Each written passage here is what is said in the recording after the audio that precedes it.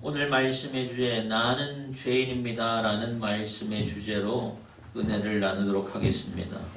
사랑하는 성도 여러분, 여러분 자신이 죄인임을 알고 계십니까?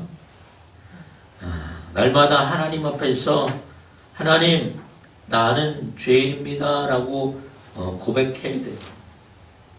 하나님 앞에서 하나님 나는 죄인입니다 라며 가슴을 치고 통회하는 심령이 되시기를 바랍니다. 아멘. 예수님 당시 바리새인들과 또 유대인들과 종교 지도자들은 다른 사람들은 다 죄인으로 여기면서 자신들은 죄인임을 인정하지 않았어요.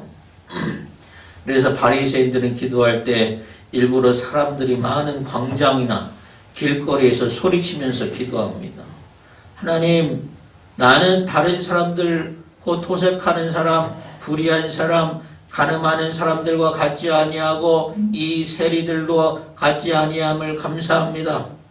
나는 일회에 2번이나 금식하고 또 소득의 10분의 1을 11조를 드렸나이다 라면서 기도한다는 거예요. 그런데 그 기도 속에는 회개의 기도가 없어요. 통회하는 기도가 아니에요. 오로지 다른 사람을 정죄하고 자기의 의의를 드러내는 오만한 기도입니다.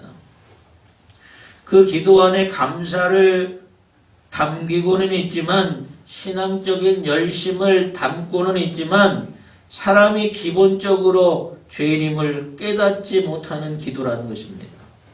얼마나 그 기도가 교만하고 얼마나 어리석은지 몰라요. 하나님이 자기 자랑과 외식하는 이러한 이기적인 기도는 기뻐하지 않습니다. 그래서 세례 요한은 이러한 사람들 보러 뭐라고 했냐? 바리새인들 보고 독사의 자식이라고 했어요. 독사의 자식이 뭐예요? 사단의 자식이라는 거예요. 예수님은 마태복음 23장 3절에 화 있을진저 외식하는 서기관들과 바리새인들이여 회칠한 무덤 같으니 겉으로는 아름답게 보이나 그 안에 죽은 사람의 뼈와 모든 더러운 것이 가득하도다 라고 말씀했어요. 무덤을 아무리 예쁘게 꾸민다 한들 그 속에 있는 건 뭐예요? 다 썩어진 것, 문드러진 것, 모든 것이 다 더러운 것이라는 거예요. 회칠한 무덤과 같다는 것은 겉으로는 거룩한 척해 보이고 겉으로는 깨끗한 척 보이지만 그 안에는 다 썩어 문드러졌다는 것입니다. 하나님은 오히려 죄인이 골방에서 자신의 죄를 전심으로 회개하고 전심으로 하나님 앞에 무릎 꿇는 그런 기도를 기뻐하시는 줄 믿으시기 바랍니다. 다른 사람이 죄인이 아니라 내가 먼저 죄인임을 깨달아야 해요.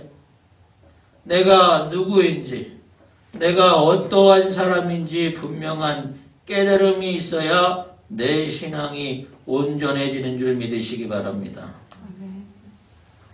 톨스토이라는 유명한 작가가 있습니다. 그 작가가 작품 중에 이런 내용이 있어요. 두 여인과 목사님과의 대화의 이야기입니다.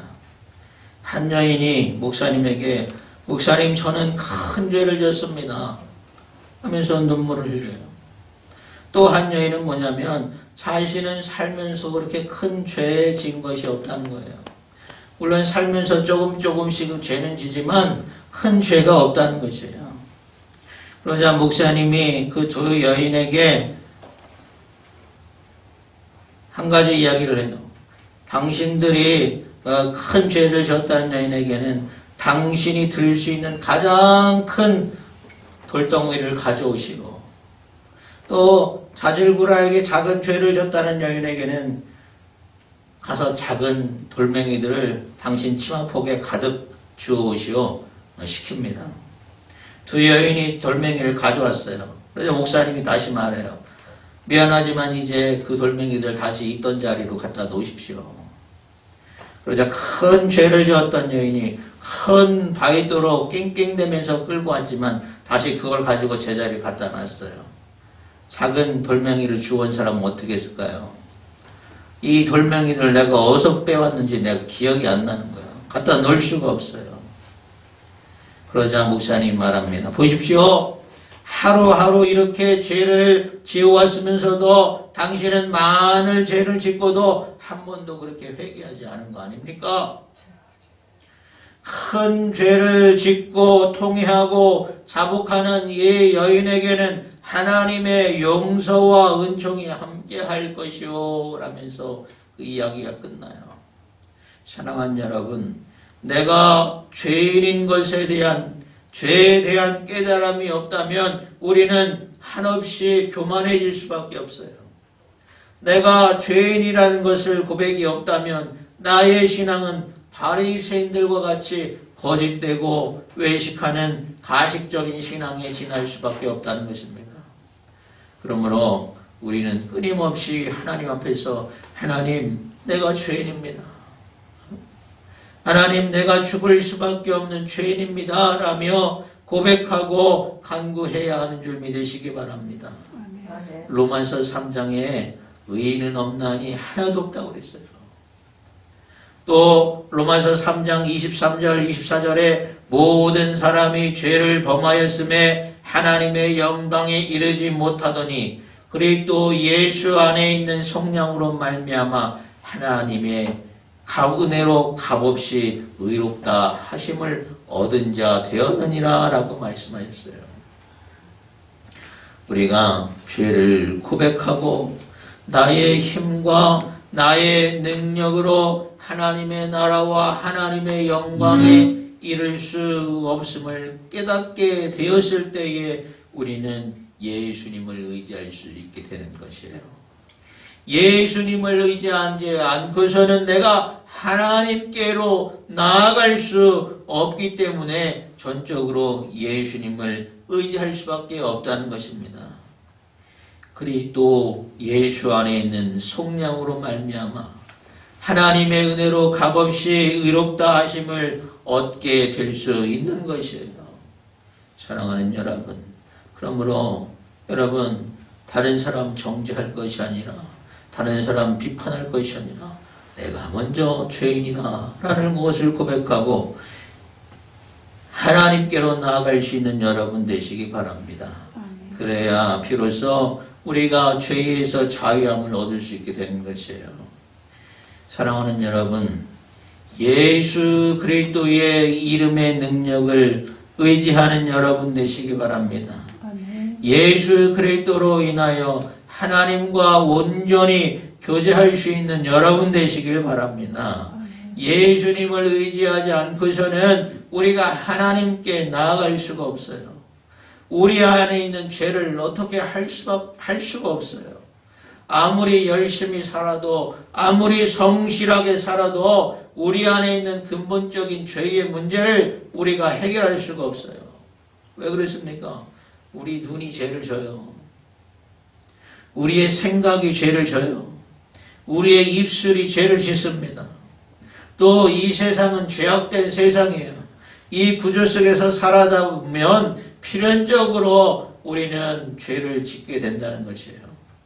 그렇기 때문에 우리는 예수 그리스도가 나의 가장 큰 보배요 가장 귀한 이름이 되시기를 바랍니다. 예수 그리스도를 의지하여서 하나님께 나올 수 있는 여러분 되시기를 바랍니다.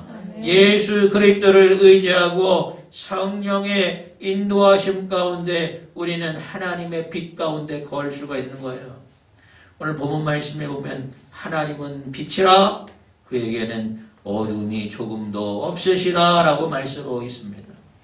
우리가 하나님을 사랑한다고 하면서 또 예수 그리스도를 의지한다고 하면서도 내가 죄인임을 고백한다고 하면서도 여전히 죄 가운데 거한다는 것은 내가 거짓되다는 것이에요. 내가 잘못된다는 것이에요. 사랑하는 여러분, 철저하게 하나님의 은혜와 예수 그리스도의 십자가의 공로를 의지할 수 있는 여러분 되시기를 바랍니다. 아멘. 우리 본문 말씀 8절에서 10절 말씀 한번 다 같이 한번 읽겠습니다. 8절에서 10절 시작. 만일 우리가 죄가 없다고 말하면 스스로 속이고 또 진리가 우리 속에 있지 아니할 것이요 만일 우리가 우리 죄를 자백하면 그는 미쁘시고 의로우사 우리 죄를 사하시며 우리를 푸른 불의에서 깨끗하게 하실 것이요 만일 우리가 범죄하지 아니하였다 하면 하나님을 거짓말하는 이로 만드는 것이니 또한 그의 말씀이 우리 속에 있지 아니하니라. 아멘. 나는 죄가 없다고 말하면 그것은 나를 속이는 것이라고 했어요.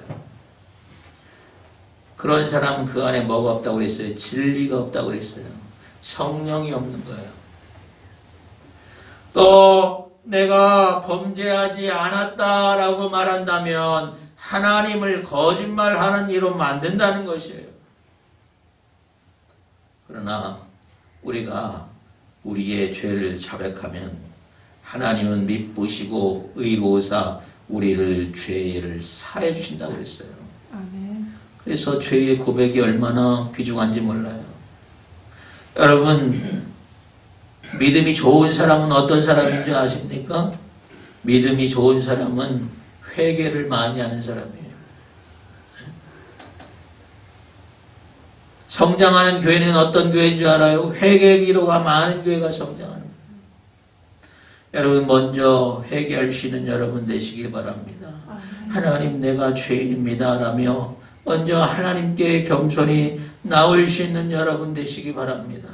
그래야 우리의 믿음이 성장해요. 아직도 나는 죄가 없습니다 라고 말할 수 있어요.